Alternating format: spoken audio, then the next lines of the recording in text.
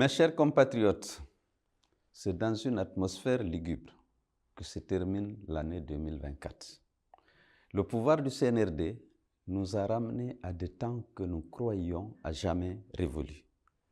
Kidnapping, disparition forcée de citoyens, assassinat, confiscation des libertés fondamentales, bâillonnement de la presse, autrement dit, une politique de la terreur, caractéristique des régimes totalitaires. Ce pouvoir, devenu dictatorial, est à l'origine de la disparition forcée de nos compatriotes. Oumar Silla, alias Fonike Mange, Mamadou Billoba, Sadou Nimaga, Habib Marouane Kamara, et de la mort suspecte en détention du général Sadiba Koulibaly, du colonel Pépé Célestin Bilivogui et du docteur Mohamed Diobaté. Ayant étouffé les voix contraires, supprimant violemment toute possibilité de contestation pacifique, les militaires au pouvoir écrasent et broient ceux qui appellent au respect de la charte de la transition, à un retour diligent à l'ordre constitutionnel ou tout simplement à une fourniture régulière d'eau et d'électricité. Toute autre opinion qui n'est pas conforme à la leur, toute personne qui n'est pas dans les rangs est condamnée au silence, à la prison, à l'exil ou à la mort. Ce brutalisme politique que nous croyons révolu, le voilà désormais devant nous, doublé de haine. Mes chers compatriotes, mes pensées vont tout particulièrement aux voyants combattants de la démocratie et des libertés. Fonike Mange, Billoba, le célèbre journaliste Marouane Kamara. À ce jour, on ne sait toujours pas ce qu'ils sont devenus. Vivent-ils encore ou sont-ils déjà morts, victimes des sévices de leurs impitoyables ravisseurs? C'est la question qui tue à petit feu leurs épouses et leurs enfants, leurs parents et leurs amis. C'est la question qui angoisse aujourd'hui les honnêtes citoyens qui ne savent plus s'ils seront kidnappés à leur tour en revenant du boulot, de la mosquée ou du marché. J'ai une pensée pieuse pour les victimes innocentes du drame inqualifiable survenu à Zérékoré, où des centaines d'enfants, de femmes et de jeunes ont péri dans des conditions atroces parce que la junte a décidé d'utiliser le sport comme vecteur de propagande. Je tiens également à honorer la mémoire des 63 de nos compatriotes abattus par balle parce que simplement, ils ont voulu exercer un droit inscrit en bonne place dans la charte de la transition pour exiger la fourniture régulière d'électricité ou le respect par la junte de ses engagements librement pris.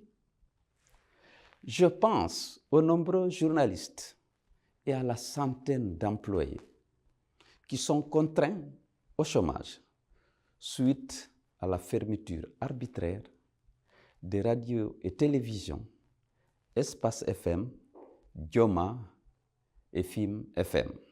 J'exprime mon soutien et ma totale solidarité à Aliou Ba, président du Modèle, dernière victime de la folie liberticide de la junte, et exige sa libération immédiate et sans condition.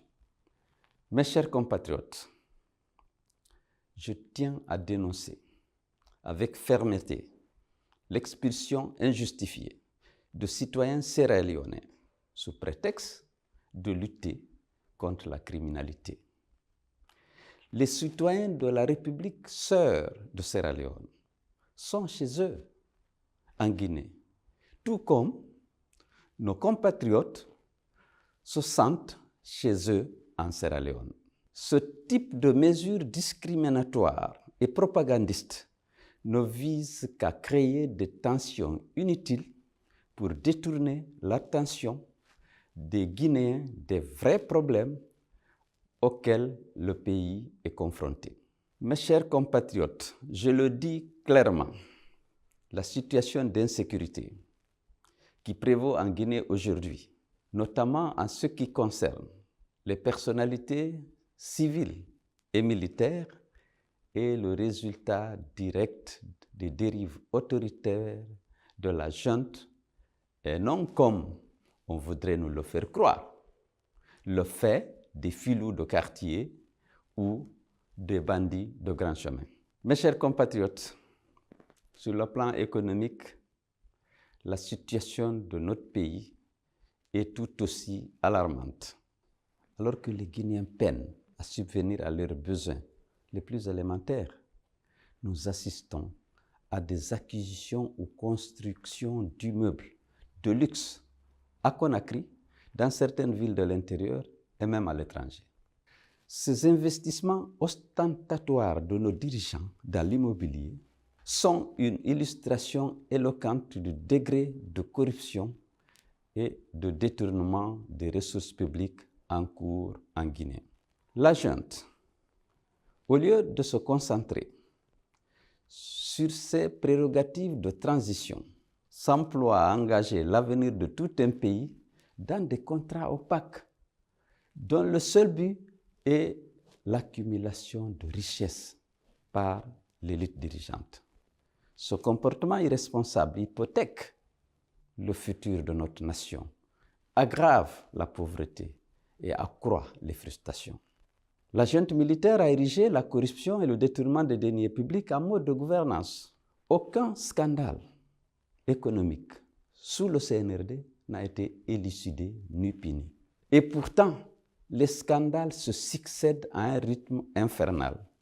Les derniers en date font état de 700 milliards de francs guinéens évaporés à la Direction générale des douanes et 1000 milliards de francs guinéens à la Direction générale des impôts. On parle aussi de 4 à 6 tonnes d'or disparus entre les caveaux de la Banque centrale et Dubaï dans l'opacité totale. Des cargaisons de drogue dure, notamment de cocaïne, sont régulièrement saisies de part et d'autre des frontières nationales en provenance ou à destination de la Guinée. Tout le monde sait que ces dernières années, les exportations minières ont explosé et ont généré beaucoup d'argent. Mais nul n'ignore que cet argent n'a nullement servi à améliorer le bien-être des populations.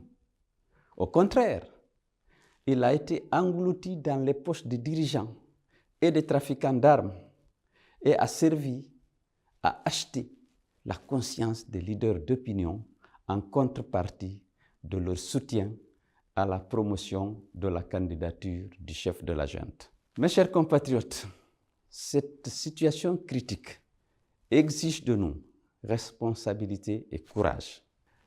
Il n'a jamais été facile de combattre une dictature. La réponse au recours systématique à la violence et à la force exige de notre part une solidarité renforcée autour de l'idéal commun de reconquérir nos droits et libertés. La dictature durera aussi longtemps que nous renoncerons à ce que nous sommes, à ce que nous voulons être, des hommes et des femmes qui aspirent à vivre libres dans une Guinée unie, prospère et démocratique. Oui, le prix à payer pourra être lourd, car nous faisons face à ceux qui n'entendent et ne comprennent que le langage de la force. Il est vrai que dans notre combat, nous avons perdu des proches, des biens et parfois des carrières. Je comprends ceux qui pensent qu'il faut tout arrêter et attendre la prochaine transition. Mais je comprends mieux nos compatriotes qui appellent à un changement d'attitude et de stratégie pour continuer la lutte. À toutes et à tous, je voudrais dire avec une forte conviction que nos morts ne seront pas morts pour rien, que notre lutte a encore tout son sens. C'est dans l'adversité que nous puisons notre force et que se renforce nos convictions pour la liberté, la justice et l'égalité. N'acceptons pas que le CNRD nous fasse reculer. Opposons à l'intimidation et à la violence du CNRD notre détermination à affranchir la Guinée de la malédiction de la violence. En ce qui me concerne, je sais que certains tentent d'utiliser mon exil pour s'aimer le doute parmi vous. Mais je tiens à vous rassurer. Mon engagement pour la Guinée et pour l'instauration de la démocratie et de l'état de droit dans notre pays reste intact. De l'extérieur, je continue de mener le combat avec la conviction que la victoire sera nôtre. Je rentrerai en Guinée le moment venu et ce n'est pas à ceux qui cherchent à affaiblir notre parti et notre combat de décider de mon agenda. C'est l'occasion pour moi de rendre un hommage appuyé aux militants et responsables de l'UFDG, qui sont tous restés fidèles au parti, malgré les campagnes d'intimidation et d'achat de conscience qui les visent particulièrement. Leur fidélité au parti et leur travail acharné pour son rayonnement dans un contexte extrêmement difficile méritent notre reconnaissance. L'UFDG est aujourd'hui plus fort que jamais parce que le parti est resté fidèle à ses valeurs et uni face à l'adversité. Et cette force a été de nouveau mise en évidence lors du renouvellement récent de ces fédérations à l'intérieur et à l'étranger. Mes chers compatriotes, Mamadi Doumbouya ne se cache plus. Mamadi Doumbouya ne se retient plus. C'est le viol constant de la morale, le mépris de la vie humaine. C'est la terreur au grand jour. Cet officier que nous avions applaudi pour nous avoir promis une transition brève et respectueuse des droits humains et des libertés fondamentales, ainsi qu'un retour rapide à l'ordre constitutionnel, est devenu l'homme du parjure et du renoncement. Cet homme nous avait promis que la justice serait sa boussole. Il nous avait juré que personne, ni lui, ni ses collaborateurs, ne se porteraient candidats aux élections organisées pour le retour à l'ordre constitutionnel. Aujourd'hui, il foule au pied la charte de la transition. Il trahit sa parole donnée. Il renie son serment d'officier. Il ne respecte ni le chronogramme qu'il a imposé, ni l'accord conclu avec la CEDEAO. Il est clair aujourd'hui pour l'ensemble des Guinéens qu'il n'a qu'une seule idée en tête: conserver et consolider par la force et la ruse le pouvoir qu'il a pris par les armes.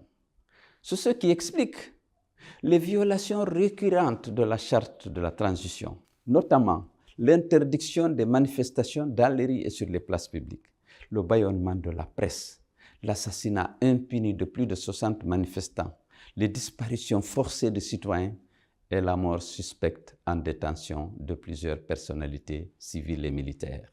Mes chers compatriotes, le contrat liant le CNRD au peuple de Guinée expire aujourd'hui le 31 décembre 2024.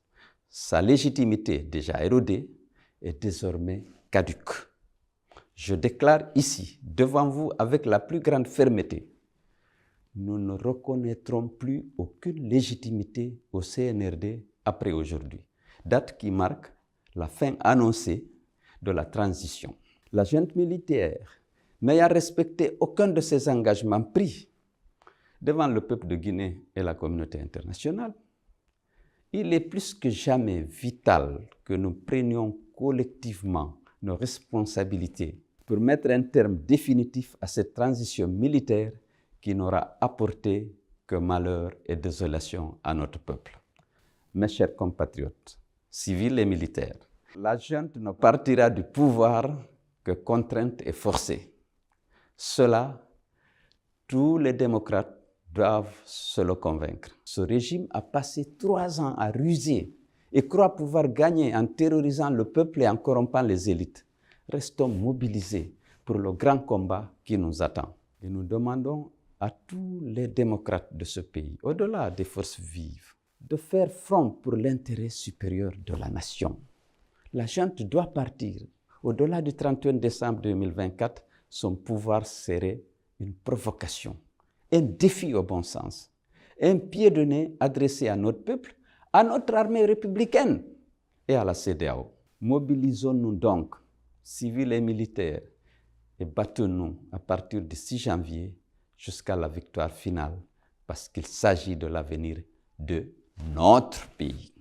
Mes chers compatriotes de l'intérieur et de l'étranger, je voudrais maintenant vous adresser à toutes et à tous mes meilleurs vœux de bonne et heureuse année. Je souhaite ardemment que cette nouvelle année soit porteuse d'espoir et de renouveau, aussi bien pour vous personnellement que pour l'ensemble de la nation. Que 2025 vous offre à tous les possibilités d'une vie meilleure, le bien-être matériel et la santé pour chacun d'entre vous, la paix dans vos cœurs, la paix dans vos demeures, et pour notre pays tout entier, la concorde et le bon sens qu'exigent les terribles défis auxquels il est confronté. Vive la Guinée, vive la démocratie, je vous remercie.